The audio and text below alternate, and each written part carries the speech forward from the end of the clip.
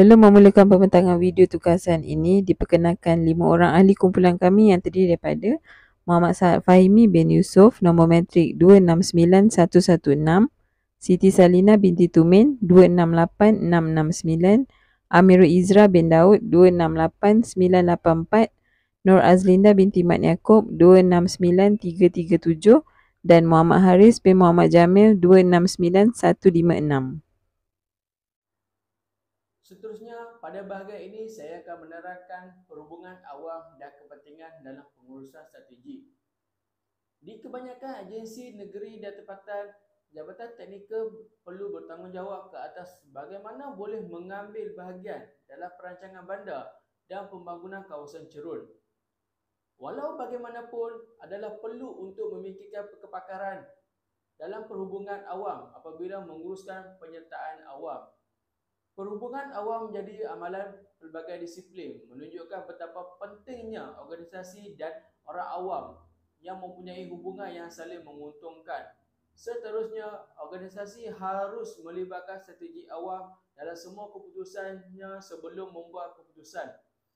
Organisasi hanya boleh berjaya apabila kedua-dua pihak bersetuju bahawa mereka akan membantu antara satu sama lain sekaligus menjadikannya organisasi yang berfungsi yang mempunyai matlamat yang jelas. Assalamualaikum warahmatullahi wabarakatuh. Saya Muhammad Haris bin Muhammad Jamil, nombor metrik 269156. Pada bahagian ini saya akan menerangkan tentang pengenalan. Pengurusan strategik memberikan satu cara terbaik dalam meningkatkan prestasi sesebuah organisasi dengan membuat sebarang keputusan yang baik dan mampu merancang serta melaksanakan sebarang strategi dengan cara yang efisien dan lebih teratur. Tambahan pula, mendapati bahawa pengurusan yang strategik dapat menjadi alat yang berkesan, menjadikan sektor awam akan kurang birokrasi dan mampu lebih kepada responsif dan inovatif. Seterusnya, pengurusan yang begitu strategik boleh dilihat sebagai satu usaha dan langkah yang terbaik merangkumi menganalisis seberapa banyak peluang dan ancaman daripada persekitaran luar, menganalisis kekuatan dan kelemahan organisasi, mengetahui pihak berkepentingan, menetapkan misi dan matlamat organisasi, mencipta strategi dengan padanan organisasi dan melaksanakan strategi. Selain itu, pengurusan strategi dapat disimpulkan sebagai proses memikirkan misi dan matlamat organisasi, manakala dan mengawal dan seterusnya mengatur strategi yang lebih berkesan. Perancangan strategi ialah proses di mana pengurusan yang begitu tulus dapat diberi kerjasama untuk menghasilkan strategi. Umum untuk diketahui bahawa istilah bagi huraian dan fahaman bagi kata pengurusan strategi dicipta bagi memasukkan kedua-dua, iaitu penilaian alam sekitar dan strategi pelaksanaan yang merangkumi pengurusan strategi dan pelaksanaan strategi berjalan seiring. Assalamualaikum warahmatullahi wabarakatuh dan salam sejahtera. Nama saya Amirul Izra bin Daud, nombor metrik 268984. Okey, saya hari ini ingin menerangkan berkaitan dengan penyertaan awam sebagai pengurusan strategik. Banyak perniagaan kini meletakkan premium pada pengurusan dasar awam untuk menjamin keselamatan pemegang kepentingan mereka dan memelihara kredibiliti mereka. Oleh sebab itu, organisasi harus berunding dengan orang awam yang mungkin terjejas oleh dasar yang dicadangkan sebelum membuat sebarang keputusan muktamad. Prinsip Persatuan Antarabangsa untuk penyertaan awam menyatakan bahawa matlamat penyertaan awam adalah untuk memudahkan membuat keputusan yang saling menguntungkan melalui dialog terbuka. Membina persekitaran yang mampan adalah keutamaan bagi kerajaan. Itulah sebabnya mereka telah menugaskan beberapa agensi kerajaan seperti Kementerian Perumahan dan Kerajaan Tempatan untuk merangka rancangan fizikal negara 2 iaitu RFN 2. Rancangan fizikal negara Malaysia merupakan sebuah garis panduan yang memperincikan dasar dan inisiatif perancangan spesial strategi negara untuk kegunaan tanah semenanjung Malaysia. Manakala rancangan tempatan ialah sejenis rancangan pembangunan yang ditegakkan oleh Akta Perancangan Bandar dan Desa 1976. Assalamualaikum dan salam sejahtera. Saya Nur Azinda binti Mat Yaakob, nombor matrik 269337. Dalam situasi yang sama, rancangan struktur Kuala Lumpur menunjukkan bahawa orang ramai menghadapi masalah untuk melibatkan diri di dalam program yang dianjurkan. Keputusan menunjukkan bahawa program penyertaan awam tidak memberikan maklumat yang mencukupi dan relevan. Sebanyak 61.3% orang ramai berpendapat kerajaan tidak mengambil berat tentang apa yang mereka fikirkan. Sesetengah orang ramai juga berpendapat bahawa kerajaan tidak mengambil kira pendapat orang ramai sebelum membangunkan sesebuah kawasan. Selain itu, kajian oleh Dashima dan Oliver pada tahun 2009 menyatakan bahawa tidak ada cara yang tepat untuk orang ramai memberikan idea dan pendapat serta komen mereka. Dalam kes Bukit Antarabangsa, Slopwatch telah ditubuhkan oleh Persatuan Penduduk Bukit Antarabangsa dalam usaha untuk menunjukkan rasa tanggungjawab dan semangat kemasyarakatan.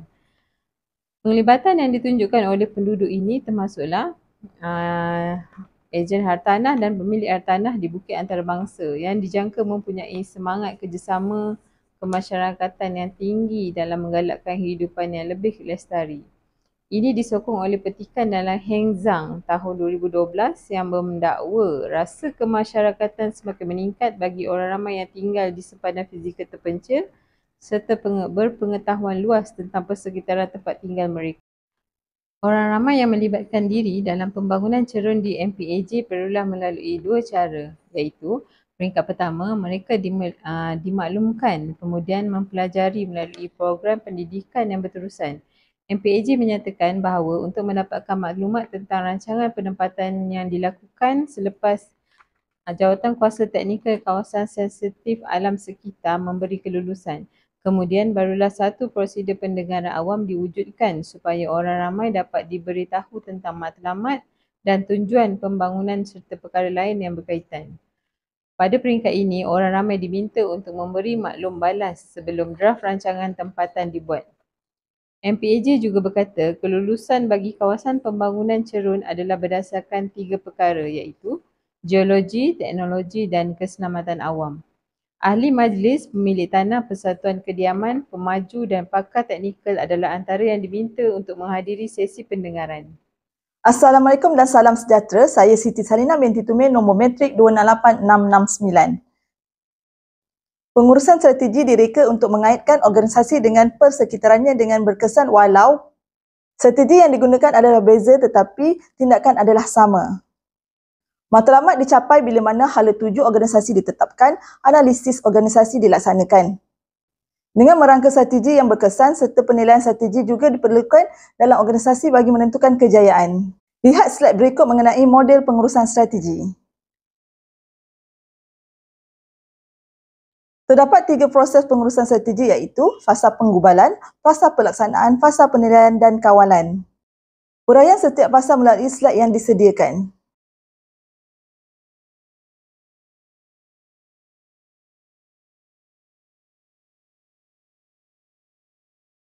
Teknik analisis SWOT pada Majlis Perbandaran Ampang Jaya.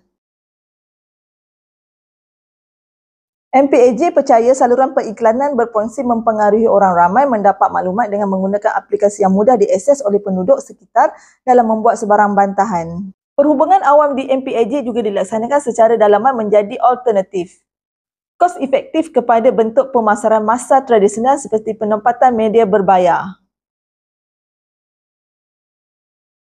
Satu lagi aspek kekuatan ialah talian e-pertanyaan di mana kewujudan e-kerajaan mengutamakan rakyat dalam pelaksanaan dan pembangunannya. Kesemua ini menunjukkan kekuatan e-kerajaan di Majlis Perbandaran Ampang Jaya dicerminkan dalam Indeks Pembangunan e-Government. Inovasi di MPAJ menunjukkan titik kelemahan dan ia menunjukkan bahawa ia memerlukan layanan istimewa dengan perancangan yang lebih baik. Walaupun ICT di negeri Selangor masih berkembang, tetapi ia masih dianggap bawah paras purata. Ini menunjukkan isu yang serius dan kerajaan harus menganggapnya sebagai aspek yang sangat penting untuk menghapuskan, mengatasi dan menambahbaikkan. Terdapat peluang di bahagian ekonomi negeri Selangor dalam tinjauan terutamanya dalam Indeks Ekonomi Berasaskan. Pengetahuan KBE dan rejim insentif ekonomi ERR di mana kedua-duanya menunjukkan kedudukan dan pembangunan yang baik. Peluang ini boleh disambar dan dieksploitasi dengan meningkatkan indeks pendidikan yang menunjukkan titik buta dalam bidang ini. Perhubungan awam di MPAJ semakin meningkat dan mereka di antara pihak berkuasa tempatan yang terbaik di Malaysia. Tetapi merupakan peningkatan yang sangat perlahan jika dibandingkan dengan pihak berkuasa tempatan yang lebih besar yang lain dan memerlukan penambahbaikan. Okay, Assalamualaikum. Nama saya Muhammad Sa'ad Fahimi bin Yusuf, nombor metrik 2691116. Saya akan terangkan iaitu strategi perhubungan awam di Majlis Bandara Ampang Jaya. Perancangan strategi perhubungan awam adalah untuk membangunkan program komunikasi yang boleh dipercayai untuk orang ramai dalam sebarang isu berkaitan.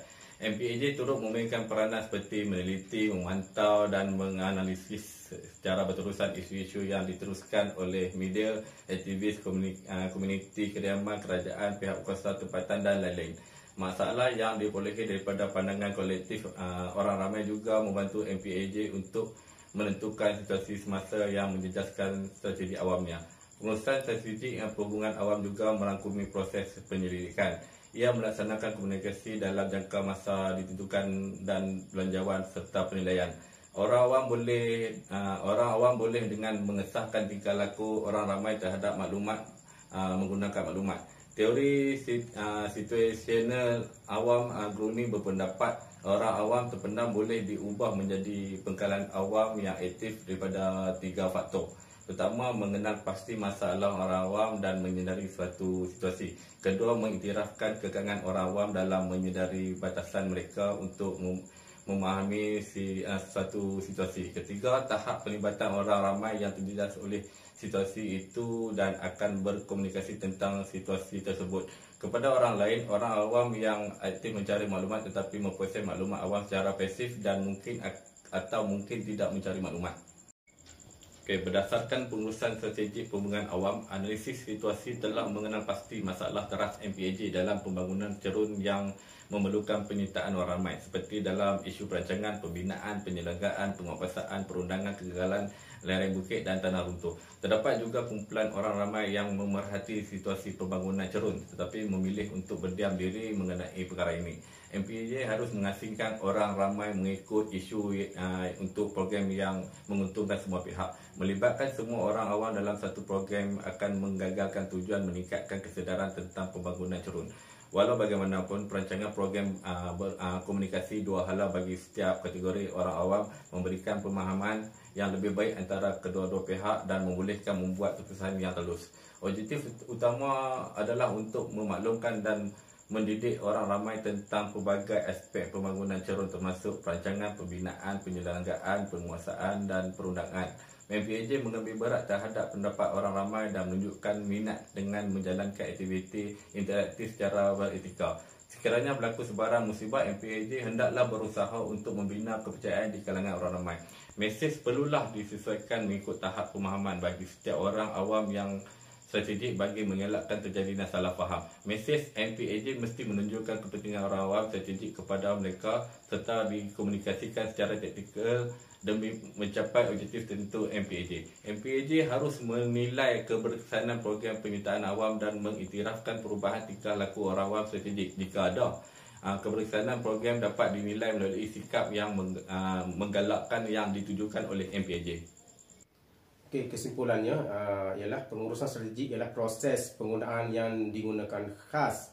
Okey, pentadbiran sebuah organisasi, penerapan amalan pengurusan strategik boleh membantu PBT meningkatkan prestasi mereka melalui peningkatan keberkesanan, kecekapan dan fleksibiliti.